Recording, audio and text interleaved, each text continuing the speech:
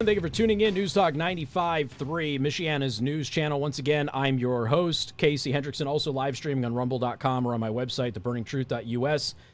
Joining us right now, and I said this before, I don't buy a lot of books because my time for recreational reading is very slim, but this one is on its way to me. It should be here in 2 days, and joining me right now is Breitbart News Editor-in-Chief Alex Marlow, and his new book, Breaking the News, Exposing the Establishment Media's Hidden Deals and Secret Corruption. Alex, how you doing, man?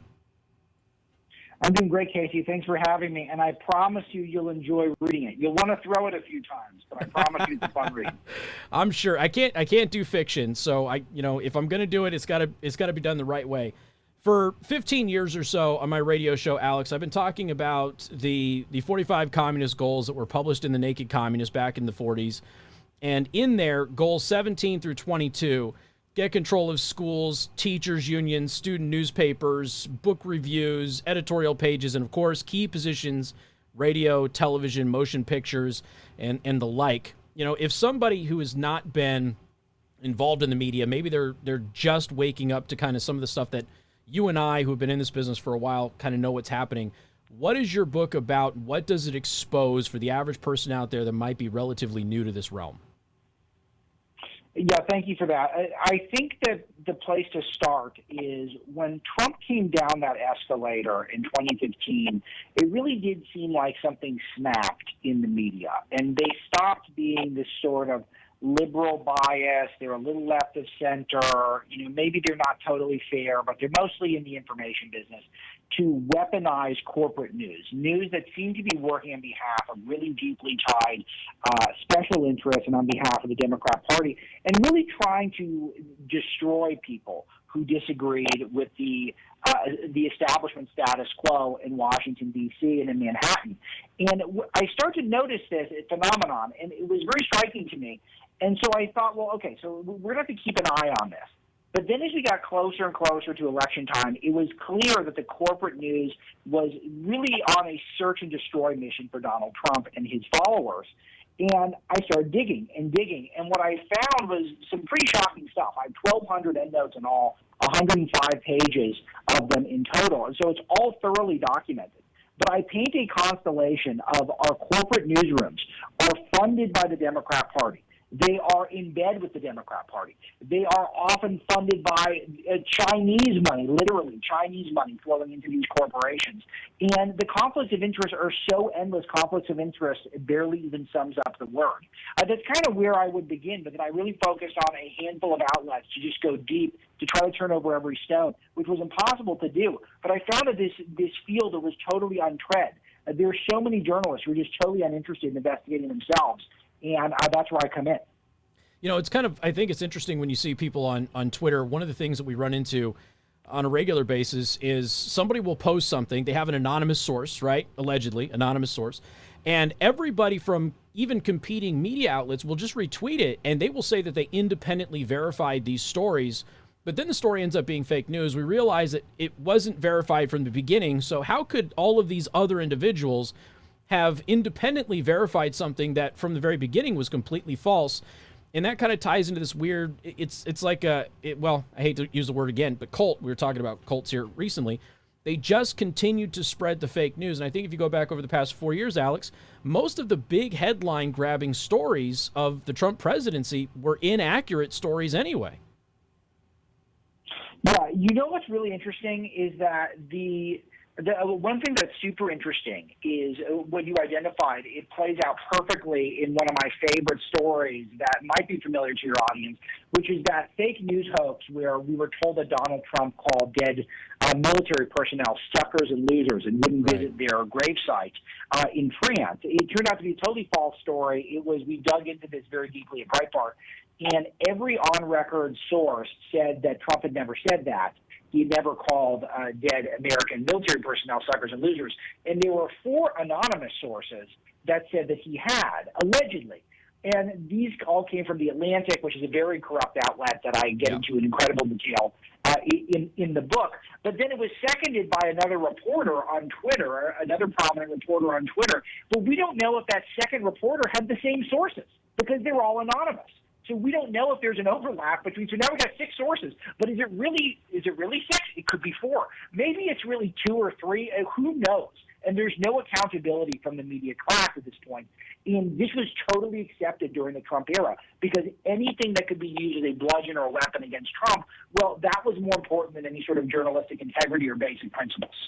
I think most of the people who go to Breitbart on a regular basis, I think most of the people who listen to this audience probably understand that there is a huge left-wing bias in the American media. But I've also been focusing for some time now on the foreign influence of American media. And I've talked about how the Chinese Communist Party flies many American journalists over to China, and they do a training program and dinner and the funding that goes in for the China Daily, but also, the funding that goes into these corporations who own various news outlets. And there's not that many corporations that actually own most of American media, and they all seem to be influenced by one major foreign entity, and that is the Chinese Communist Party.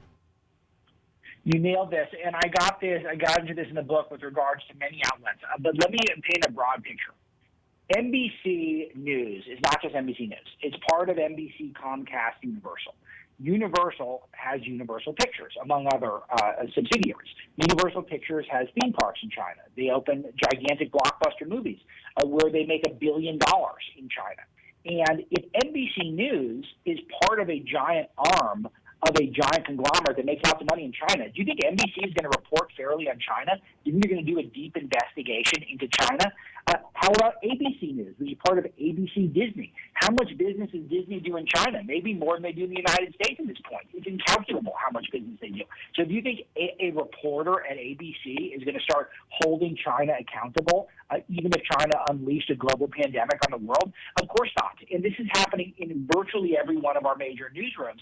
And that's why China gets away with all the stuff in the United States, is the boardrooms are all getting rich off of the Chinese government and Chinese access. Yeah, they're all selling out America and human rights for the almighty dollar, which is pretty disgusting, considering they're all espousing the position that they shouldn't do that, but they're doing it themselves. Yeah, that's right. That's exactly right. And this is exactly where I think the book comes in, because no one, I don't think, has made this much of a case publicly, because so much of our media class is controlled by corporations. And maybe their current boss is someone who benefits from Chinese business.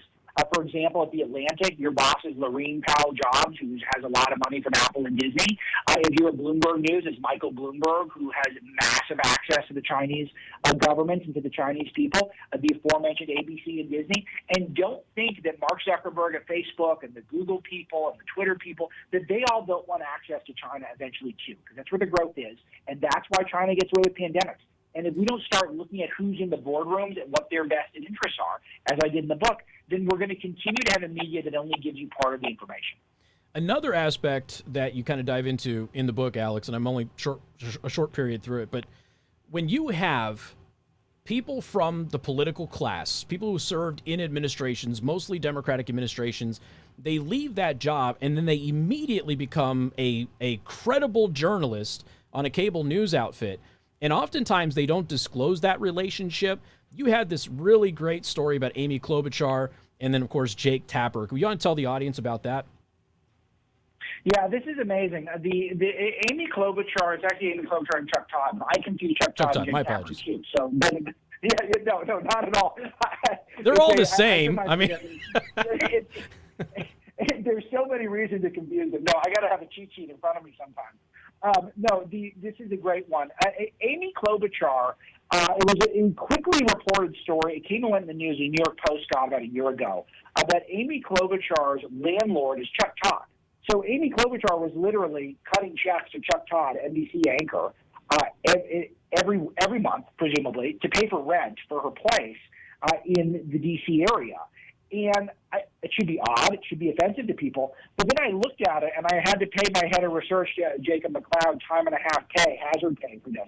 I made him watch 8 interviews of Chuck Todd and Amy Klobuchar to see if any of these occasions, and one of them was a presidential debate, by the way, to see if any of these occasions Chuck Todd disclosed that Klobuchar literally writes him a check every month. 0 times, no disclosure. Not to mention Chuck Todd's wife works for Bernie Sanders in the 2016 and 2020 races.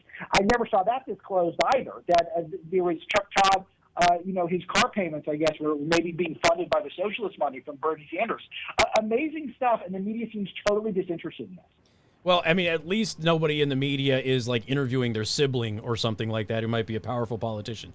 So at least there's no conflict of interest like that happening like at CNN. Sure. Alex, are there any things in this book that'll be a big surprise for anybody who picks it up? Yeah, I think beyond the China stuff, and by the way, I do a deep dive into the Cuomo's relationship too. How could I resist? With, of course, can't ignore that one. I mean, young Fredo making it just too easy on me in that one. But I will say, one of the big surprises was looking at this network that's created by this lady, Laurene Powell Jobs, who is the widow of Steve Jobs, who is the Apple guru, invented Apple. He also invented Pixar. He was the guy who created Pixar, the animation studio. So when he passed away in his 50s of cancer, then she inherited incalculable amounts of wealth. And she spread it around the Democrat apparatus in a way that's almost entirely clandestine, totally opaque. We barely know where it's going and how she's doing it, but we know that she has funded hundreds of donations to Democrats and many outlets, including the aforementioned Atlantic and Axios and Mother Jones and ProPublica, and even the creation of pro-Democrat propaganda that gets filtered into the news. And in the meantime, these outlets all write favorable things about her preferred candidates, and they attack her political opponents. It's totally corrupt. It's insane that this is legal, but as of now, as far as I know, it is. Editor-in-Chief of Breitbart News, Alex Marlow, breaking the news, exposing the establishment media's hidden deals and secret corruption. Go buy it now. It is available at wherever books are sold and on Amazon.com. I highly recommend it. Alex, thank you so much for the time and everything you do at Breitbart, plus the book. Hey, Casey, I hope you enjoy it. I do. Thank you very much, man. Appreciate it. All right, we got more coming up. News Talk 95.3, Michiana's news channel.